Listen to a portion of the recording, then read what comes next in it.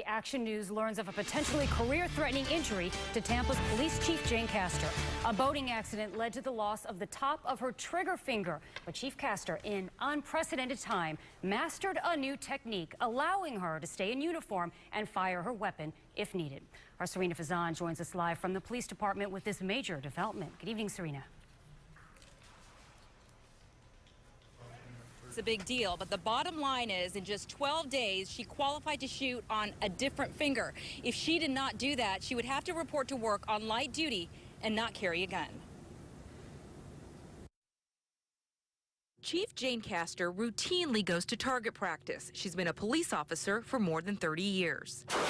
But this video, taken by the Tampa Police Department just days ago, is of Castor learning how to draw and fire her weapon in a whole new and unconventional way. I started to train with my middle finger in pulling the trigger, target acquisition. Her middle finger, because as she shared with Action News for the first time, Castor lost part of her trigger finger.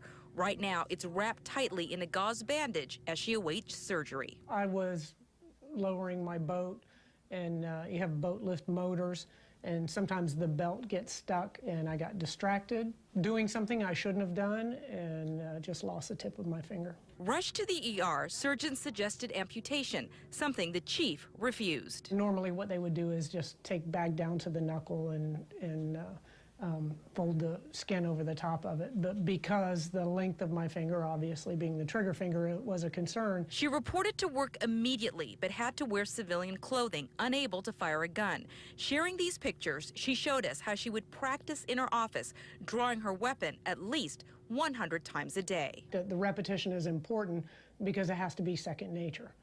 Castor got certified to shoot with her middle finger and is confident she's as good as ever. I certainly wouldn't wear a gun belt or a firearm unless I wasn't 100% confident in my ability to draw and fire my weapon if necessary. In fact, even making light of her injury. I do have to rethink my retirement because my plan was to be a hand model as a second career, and now that dream has been dashed.